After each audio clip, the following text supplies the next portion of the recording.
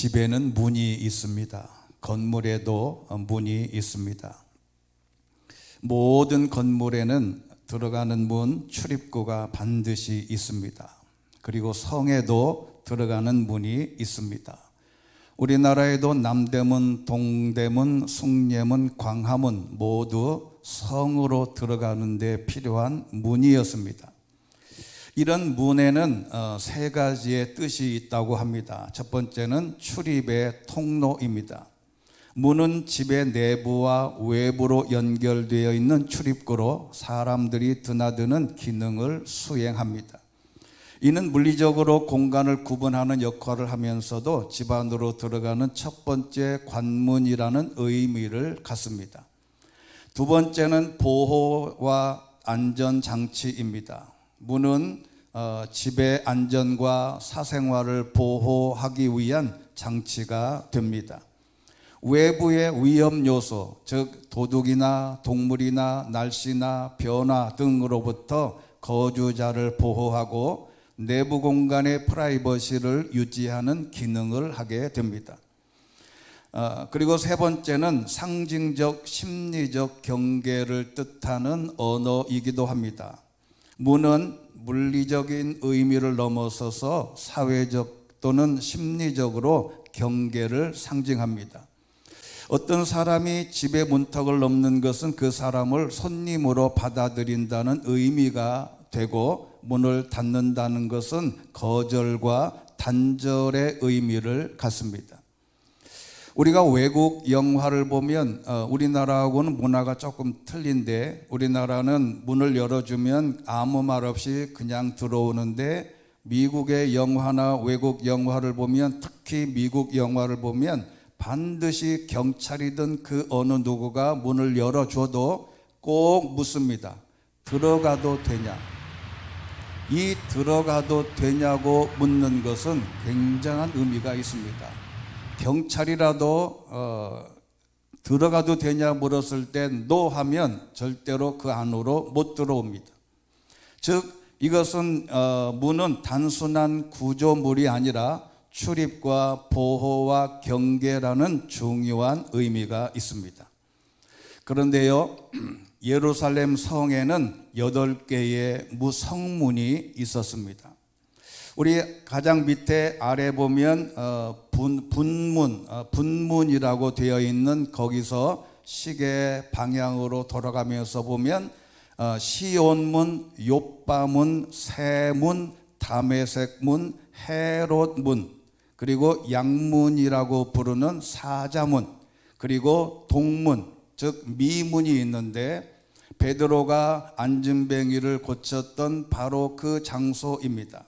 이렇게 8개의 성문이 있는데 오늘은 가장 중요한 양의 문입니다.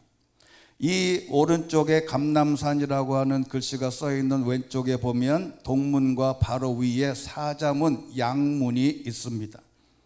이 양의 문은 그 옆에 바로 써 있듯이 템플 마운트라고 되어 있듯이 바로 성전과 가까운 문인데, 이 양의 문은 예루살렘 성전 근처에 있던 문으로서 제사에 사용될 희생양과 가축들이 드나들던 출입구입니다. 예를 들어서 맨 왼쪽에 세문으로 짐승을 끌고 들어오면 성전까지 갈 때까지 많은 어려움이 있어요. 왜 그러냐면 이 동물들이 가다가 배설물을 놓고 모든 부분들이 넉넉지 않아서 이 희생 제사에 사용될 양들이나 소를 끌고 왔을 때는 반드시 양의 문으로 들어와야 됩니다. 그런데 구약 성경에 보면 느헤미야에서 3장 1절에 있는 말씀을 보면 예루살렘이 이제 망해서 다시 느헤미야를 파견해서 성전을 재건할 때, 그때도 제일 먼저 수리한 게 양의 문입니다. 예루살렘 성벽이, 예루살렘 성이 다 불타 없어져서 바로 가서 느헤미야를 총수로 고치라고 보냈을 때 제일 먼저 양문을 다시 세웁니다. 느헤미야 3장 1절 보면 대제사장 엘리야십과 그 동료 제사장이 함께 일어나 양문을 다시 세웠습니다. 바로 이스라엘 백성들이 바벨론 포로에서 귀환한 후 느헤미야는 예루살렘 성벽을 재건하는 과정에서 성전 근처의 중요한 문들을 다시 세웠다는 겁니다. 이때 가장 먼저 대제사장 엘리야십과 그리고 성전에 근무했던 모든 제사장들이 몽땅 투입을 해서 다른 사람들은 손을 못 대고 제사장들만 동원해서 양의 문을 만들었습니다. 이 문이 가장 먼저 언급된 것은 성전과의 긴급한 관계이기 때문으로 보이는데, 제사에 쓰일 동물들이 통과하는 문이었기 때문에 제사장들이 직접 건축을 담당한 것입니다. 신약에서는 이 양의 문이 그래서 굉장히 중요한 게 있는데, 예수님께서 베데스다 연못에서 38년 된 병자를 고친 사건이 바로 이 양의 문 곁에 있는 베데스다 연못에였습니다. 요한복음 5장 2절 말씀 우리 같이 한번 읽겠습니다. 시작. 예루살렘의 양의 문 근처에는 히브리 말로 베데스다라고 하는 못이 있었는데 그 못 주위에는 5개의 기둥이 있었습니다. 이곳은 병자들이 낫기를 소망하며 기다리던 장소였고, 예수님께서 안식일에 병자를 치유하심으로써 바리새인들과 논쟁을 했던 장소가 바로 이 장소입니다. 자, 그런데 제가 왜 이것을 길게 설명하냐면, 이 전통을 가지고 있는 양의 문을 예수님이 오늘 본문에서 자신은 그 양의 문이라고 하신 것입니다. 양의 문과 예수 그리스도의 긴밀한 관계를 설정하는 요한복음 10장 7절 말씀 같이 한번 읽겠습니다. 오늘 본문의 말씀입니다. 시작. 그래서 예수께서 다시 말씀해 주셨습니다. 내가 진실로 진실로 너희에게 말한다. 나는 양의 문이다. 예루살렘 성의 8가지의 성문 가운데 그 양의 문을 지칭해서 나는 욥바문이다, 헤롯문이다, 분문이다 말하지 않고 나는 양의 문이다 라고 본인의 정체성을 이렇게 설명합니다. 그래서 예수님이 한 번 더 나는 문인데 누구든지 나를 통해 들어오는 사람은 구원을 얻고 들어오고 가면서 꼴을 얻을 것이다.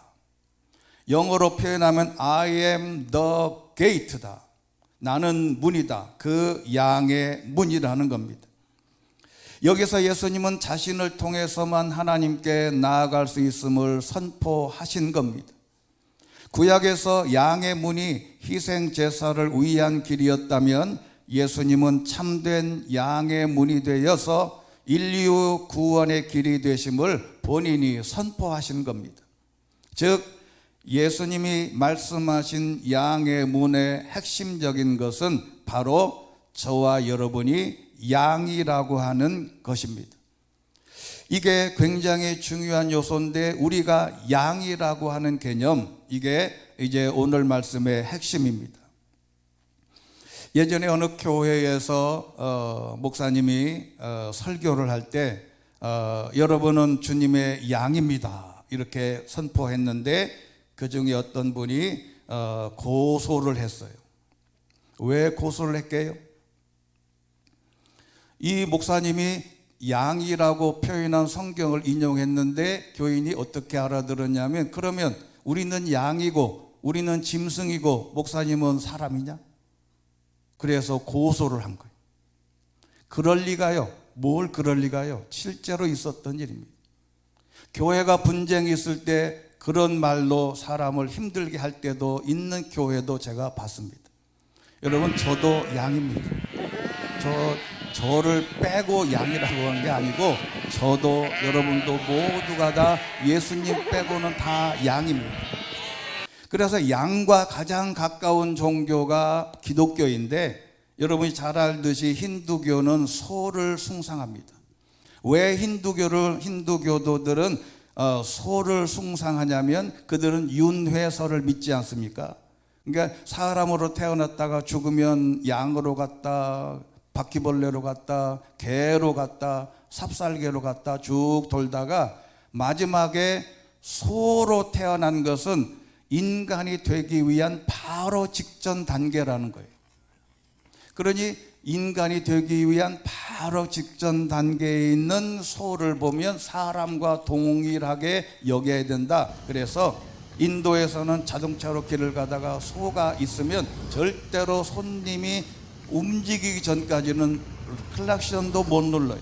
빵빵거리기도 못하고 밀어낼 수도 없어요. 손님이 지가 알아서 자의적으로 움직일 때까지 10시간이고 20시간이고 기다려야 된단 말이에요.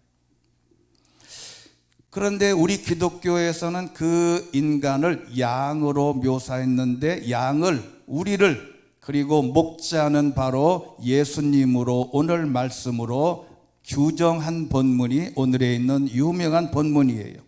그리고 예수님은 어떻게 말씀하냐면, 나는 선한 목자다. 선한 목자는 양들을 위해 자기의 생명을 내놓는다. 여러분, 이런 말씀을 보면 예수님 본인 스스로가 자기를 가리켜서 선한 목자라고 하셨는데, 그런데 성경을 보다 보면 선한 목자의 개념은 단순히 예수님께서 착안해내신 용어가 아니에요. 이 말은 구약시대부터 계속되어 온 목자 되신 하나님을 표현한 구절인데, 성경에 보면 여호와의 이름 중에 목자 되시는 하나님, 여호와 라하라고 하는 히브리어로 하나님의 이름을 그렇게 표현합니다. 즉 하나님은 목자가 되시는 하나님이다. 목자의 개념이 처음 나오는 성경은 민수기 27장 17절 말씀이에요. 우리 같이 한번 읽겠습니다. 시작. 그가 그들의 앞에서 나아가고 들어오게 하시며, 또한 그가 그들을 데리고 나가고 데리고 들어오게 하셔서 여호와의 회중이 목자 없는 양떼처럼 되지 않게 해 주십시오라고 모세가 기도한 내용이에요. 이게 목자가 처음 등장하는 성경의 말씀입니다. 이 백성들의 모습을 목자 없는 양처럼 내던져진 삶을 보면서 그렇게 되지 않기를 기도한 겁니다. 하나님께서 자신들이 목자가 돼서 양들을 다스리다 보니 하나님도 나를 잘 챙겨주셨으면 좋겠다라는 의미로 하나님을 목자로 설명한 것입니다. 이때부터 목자의 개념이 등장하는데, 그 후에 가장 유명한 본문 시편 23편 1절에 이렇게 되어 있습니다. 같이 한번 읽겠습니다. 시작. 여호와는 나의 목자시니 내게 부족한 것이 없습니다. 할렐루야. 여기 중요한 단어가 내게라고 하는 이 구절을 잘 봐야 돼요. 제가 어느 교회에 가서 앞에다가 크게 이 말씀을 적어놨는데, 이 내 개를 뭐라고 썼냐면 내 가로 썼어요.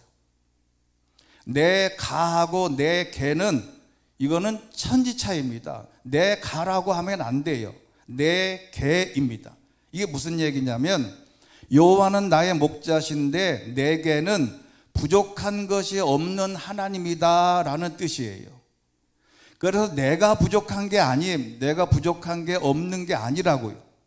그러니까 하나님은 내게 부족한 것이 없는 분이시기 때문에 결국에는 나에게도 부족한 것이 없을 가능성이 있다라고 이 말씀을 해석해야지, 여호와가 나의 목자시니까 내가 부족한 것이 없다는 것은 말이 안 된다.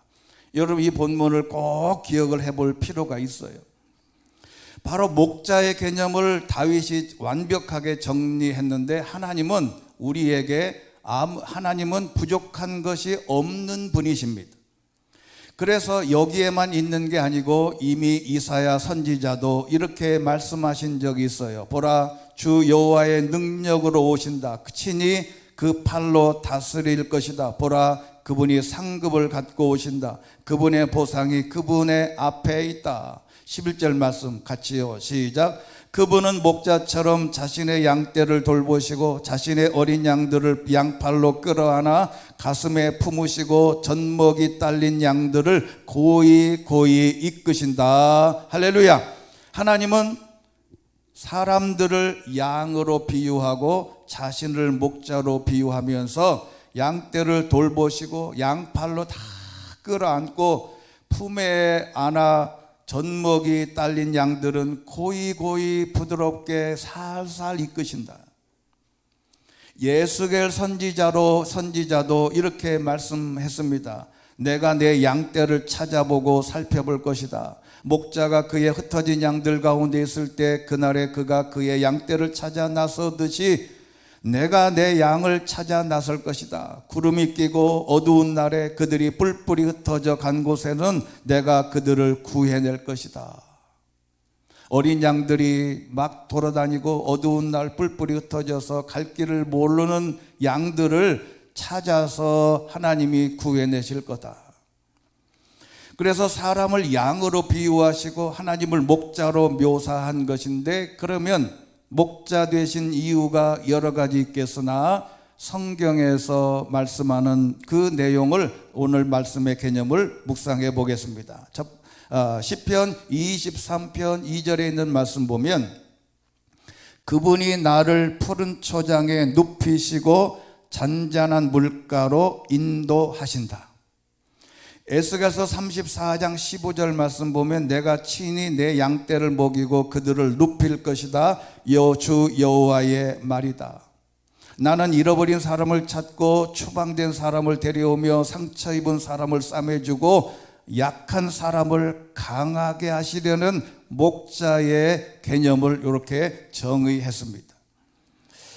여러분, 이 양은요, 모든 세상에 존재하는 짐승 가운데 가장 약한 짐승이 바로 양입니다. 여러분, 모든 동물들이 약하면 뿔이 있고 또는 약하면 걸음이 빨라서 잘 뛰어요. 사자가 쫓아오면 뛰는 게 사자보다 빨라요. 그리고 상대방이 대들면 뿔로 들이받는데 이 양은 뿔도 없고 달리기도 못해요. 제일 약한 짐승이 바로 양입니다. 무기력하고 겁이 많고 연약해서 끊임없이 세심한 돌봄이 없으면 도저히 가능성이 없어요. 그리고 특별히 양은 시력이 아주 난시여서 1m 밖에를 못 본답니다. 그러니까 앞에만 보는 거예요. 그래서 낭떠러지 가서 풀을 뜯어 먹다가 앞을 못 보고 그냥 꼬라져서 죽는 거죠. 알맞은 초원으로 그래서 이 목자가 인도하지 않으면 저 밖에 1m 밖에 풀이 풍성해도 거기 가서 이 풀을 못 뜯어요. 해로운 것을 먹고 마시게 됩니다. 그뿐 아니라 목초지로 양들을 인도하지 않으면 그야말로 뺑뺑뺑 돌면서 풀을 뜯지 못합니다. 양들은 그리고 쉽게 다른 동물의 먹이가 되고 그들을 보호해주는 목자가 없이는 그들을 공격당할 때 도저히 손쓸 방법이 없습니다. 양들은 쉽게 낙담하고 그런 상태에서 겁을 먹고 죽어버리기도 한답니다. 겁먹고 심장이 마비돼서 벌렁 둘러서 죽는 거죠. 그래서 이 양들은 돌볼 목자가 없으면 도저히 유지가 안 되는 동물이 양이랍니다. 그래서 목자가 훌륭할수록 양도 훌륭합니다. 이러한 절대적인 보살핌이 필요하고 양 같은 우리 인간들에게 우리에게 반드시 목자가 필요한 것인 줄로 믿습니다. 그분께서 우리를 평안한 삶으로 현장으로 인도하시고 주의 초장으로 인도하셔서 편히 눕게 하시려는 목적이 있는데, 정리하면 우리가 편히 눕게 하시고 양 같은 우리가 이 땅에 살면서 하나님의 보호하신 그리고 보살핌을 받아서 행복한 삶을 살게 하시려는 조건이 있습니다. 자, 그렇다면 필립 켈러라고 하는 사람이 쓴 책이 이렇게 영상에 있는 책이 있는데요. 이 책 제목은 시편 23편에서 본 목자라고 하는 이 제목의 책인데 안타깝게도 이 책은 번역이 되지 않았습니다. 제가 보고 참고한 내용이니까 그렇게 이해하시면 되겠고요. 이 책에서는 양들은 4가지의 조건이 맞지 않으면 절대로 눕지 않는답니다. 4가지 조건이 딱 맞아 떨어뜨릴 때 편히 누워서 잠을 잔다는 거예요. 이것을 이 필립 켈러가 연구해서 쓴 내용인데, 그러면 저와 여러분도 똑같이 이 4가지가 완벽하게 조건을 조성이 안 되면 우리도 편안히 잠을 못 자요. 여러분, 우리가 보통 사람들하고 대화할 때 어제 잤냐? 그러면 못 잤다. 왜 못 잤냐? 걱정 때문에 못 잤다. 어떤 사람은 뭐 하고 두 발 뻗고 잘 자더라. 잠을 잘 때, 누울 때 이 4가지의 조건이 갖춰져야 되는데, 첫 번째는 배고픔으로부터 자유로워야 눕는다고 합니다. 즉 배불러야, 잘 먹어야. 시편 23편 2절 말씀, 나를 푸른 초장에 눕히시고 잔잔한 물가로 인도하시는데, 이 양들의 배고픔을 만족시켜 주었으므로 양들이 푸른 초장 가운데 누울 수 있었다는 겁니다. 근데 여러분, 배고픔에는 2가지가 있습니다. 한 가지는 뭘까요? 그건 당연히 육신의 배고픔입니다. 이 배고픔은요, 여러분 금식 해보셨죠? 금식하고 시내를 걸어가다 보면요, 식당이 왜 이렇게 많은지를 몰라요. 뭐 순댓국밥부터 김밥에다가 돈가스에다가 그 다음에 세상 그렇게 많은 식당이 있는지를 몰라요. 배고프면 눈에 다 식당만 보여요. 그래서 우리 예수님께서도 주기도문을 가르쳐 주실 때, 기도할 때 그 중에 기도 제목 하나가 일용할 양식을 달라고 기도해라. 예수님께서도 이 기본적인 욕구를 채워달라고 기도를 허락하셨습니다. 그런데 여러분, 이집트에서 탈출한 이스라엘 백성들에게 만나를 주실 때 적용한 말씀이 출애굽기 16장 14절 말씀입니다. 우리 같이 한번 읽겠습니다. 시작. 그때 여호와께서 모세에게 말씀하셨습니다. 내가 너희를 위해 하늘에서 비같이 먹을 것을 내려주도록 하겠다.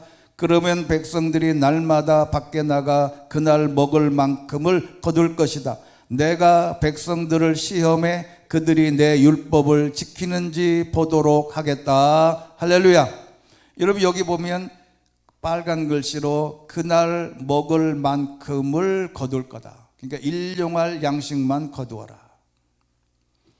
여러분, 만나를 주실 때는 희한하게 만나를 하나님이 주시고 그걸 거두어다가 일주일치를 보관했다가 먹어라 그러지 않고 매일 만나를 주시는데, 양을 더 많이 거둘 수는 있지만 일용할 양식만 거두어라. 어떤 사람은 혹시 내일 만나가 안 내려올까 봐 겁먹고 2인분을 가지고 왔다가는 그 이튿날 가보니까 다 썩어버렸어요. 마태복음 6장 11절 말씀, 오늘 우리에게 필요한 양식을 내려주시고 일용할 양식을 주시고 Give us today our daily bread. 매일매일의 빵을 달라고 기도한 겁니다. 여러분, 사람에게 배고픔처럼 절박한 두려움과 공포 그리고 뼈아픈 현실은 없습니다. 그래서 하나님을 잘 믿는 사람들에게는 이 먹는 문제는 하나님이 해결해 주셔요. 여러분, 그 먹는 수준은 어떤 사람은 신라호텔 뷔페를 먹고 어떤 사람은 매일같이 떡볶이만 먹어도 일단 육신의 배고픔의 문제는 하나님이 잘 해결해 주시는데, 자, 이제부터 문제입니다. 전 세계의 모든 나라나 모든 국가나 모든 사람이 이 배고픔의 문제가 해결된 다음부터 영적인 문제와 사회적인 문제가 발생하게 됩니다. 이게 엄청난 진리입니다. 배고픔의 문제가 해결되고 나면 사람들이 다 행복할 것 같은데 절대 그렇지를 않아요. 배고픔의 문제만 일단 해결되면 딴짓을 해. 그게 어디에 있냐면 신명기 8장 3절의 말씀 보면 이렇게 되어 있습니다. 그분이 너희를 낮추고 배고프게 하셔서 너희나 너희 조상들이 전혀 알지 못했던 만나로 먹이신 것은 너희로 겸손하게 해서 사람이 빵으로만 사는 게 아니고 여호와 입에서 나오는 모든 말씀으로 사는 것임을 가르쳐 주시려는 목적이다. 이 말씀의 핵심은 뭐냐면, 내가 너희들에게 만나를 주신 이유는 하나님의 말씀을 기억하라고, 하나님의 말씀만 기억하라고 주신 거예요. 그런데요, 이걸 반대로 합니다. 사람은 배부르면 하나님의 말씀이 눈에 안 들어와요. 이게 인간의 가장 큰 비극 중에 하나입니다. 하나님의 우리에게 오늘 이 시간 저와 여러분이 잘 먹고 잘 살고 여기 이렇게 건강한 몸으로 두 발로 걸어서 이렇게 오셨다면 뭔가를 드셨을 텐데, 그렇게 먹이시고 부족함 없이 우리에게 먹거리를 주신 이유는 그걸 먹고 다른 데 가서 다른 짓 하라고 주신 게 아니고, 오늘 하나님의 말씀을 이제 육신적인 배고픔을 채웠으니 영적인 배고픔을 채워라 라고 하신 사인이다. 여러분, 영적인 문제 앞에서 내가 이 배고픔의 문제가 내게 문제가 없다면 하나님이 나에게 지금부터 무엇을 하라고 하는 사인을 반드시 알아야 된다. 그리고 나서 사람이 빵만으로 사는 게 아니고 밥만으로 사는 게 아니라는 것을 이스라엘 백성들에게 이미 하나님이 광야에서 말씀해 주셨어요. 문제는 뭐냐면, 우리는 하루 한 끼만 건너뛰면 굉장히 배가 고파요.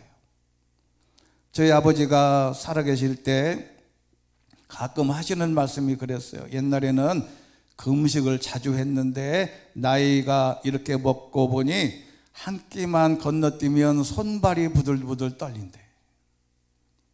여러분들도 그러시죠?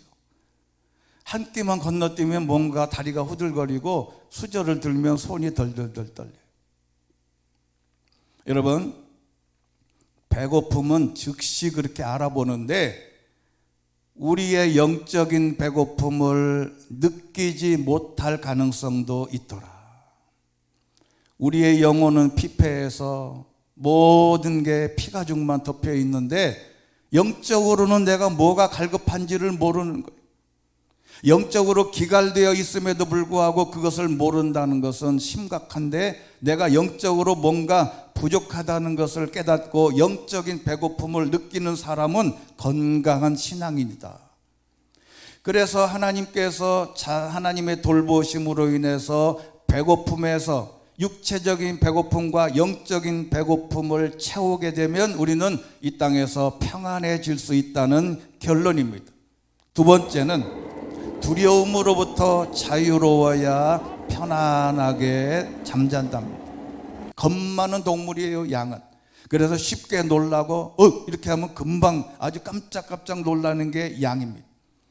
인간은 역시 두려움의 공포에서 항상 노출되어 있는데 한시도 편안하게 삶을 살아갈 수 없습니다.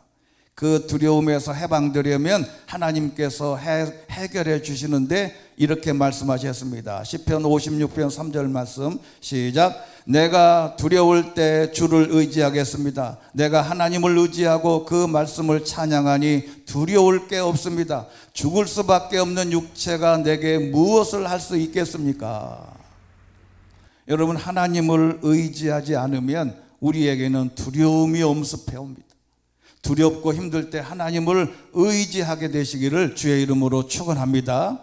그런데 디모데후서 1장 7절에 보면 하나님께서 우리에게 주신 것은 두려움의 영이 아니라 능력과 사랑과 절제의 영이다. 하나님이 우리에게 주시는 것은 두려움의 영이 아니에요.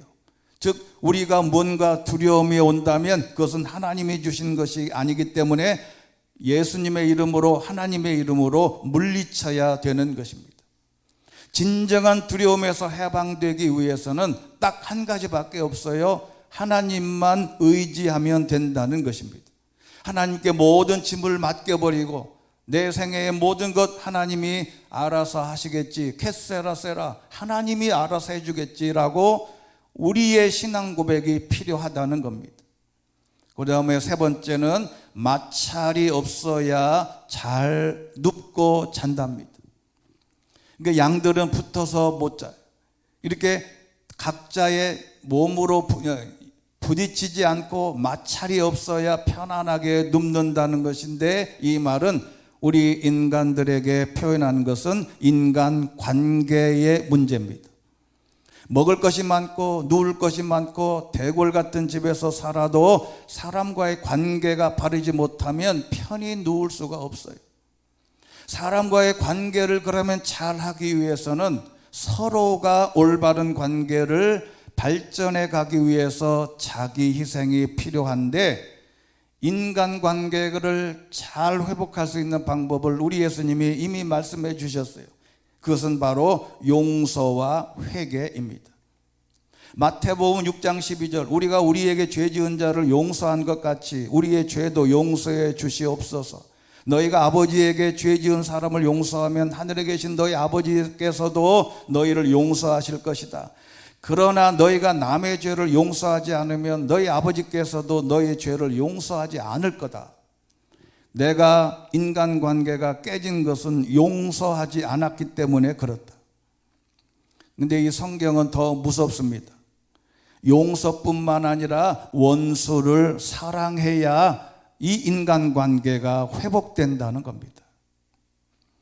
여러분 주변에 세상에 원수들이 많지요. 내가 저 인간만 없으면 내 생이 굉장히 편할 텐데 저 인간 때문에 내가 사는 게 힘들어. 근데 하나님이 뭐라고 말씀하셨습니다? 뭐 하셨습니까? 나는 너희에게 말한다. 너희 원수를 사랑하고 너희 핍박하는 사람을 위해서 기도해라. 이렇게 하면 인간관계가 회복돼서 바로 거기서부터 우리는 편안히 잠을 잘 수 있고 우리의 모든 생이 행복으로 가는 출발이 된다. 마지막 네 번째는 해충으로부터 자유로워야 한답니다. 여러분이 양들은 파리나 기생동물 혹은 해충들이 괴롭히면 매우 성을 내고 정신을 온통 빼앗기기도 한답니다. 그게 그 이유가, 양들은 여기 코에 있지 않습니까? 까만 코가 있는데 여기 코가 점액질이 돼 있어요. 그래가지고 해충들이나 파리가 여기가 아주 적당한 알을 까는 장소랍니다. 그래가지고 코 속에나 여기다가 알을 까면 이 유충이 커가지고 이제는 코 속으로 들어가는 거예요. 들어가가지고 본인들도 모르는 사이에 이제 뇌 속으로 들어가니까 얼마나 아프겠어요. 그래서 그 알까 이걸 치유를 안 해주면 스스로 가서 벽에다 들이받고 울타리에 있는 나무에다가 들이받고 막 움직여요. 그래서 이것 때문에 애벌레가 양의 몸속에 굴을 파고 잠복할 때 양은 심한 자극을 받게 돼서 심하게 몸부림치고 화가 나고 머리를 막 본인이 벽에다 들이받는 거예요. 그 자극에 정신을 온통 빼앗겨서 그 고통의 원인을 제거하기 위해서 이 양들이 스스로 죽는 경우도 있답니다. 근데 이걸 어떻게 하면 이거를 해결할 수 있을까요? 그래서 목자가 코에다가 약품을 바르는 거예요. 즉 파리가 가장 싫어하는 약을 바른 코에다가 이거를 비유로 다윗이 이렇게 말씀했습니다. 시편 23편 5절 시작. 주께서 내 적들 앞에서 내게 상을 베푸시고 내 머리에 기름을 부으셨으니 내 잔이 넘칩니다. 할렐루야.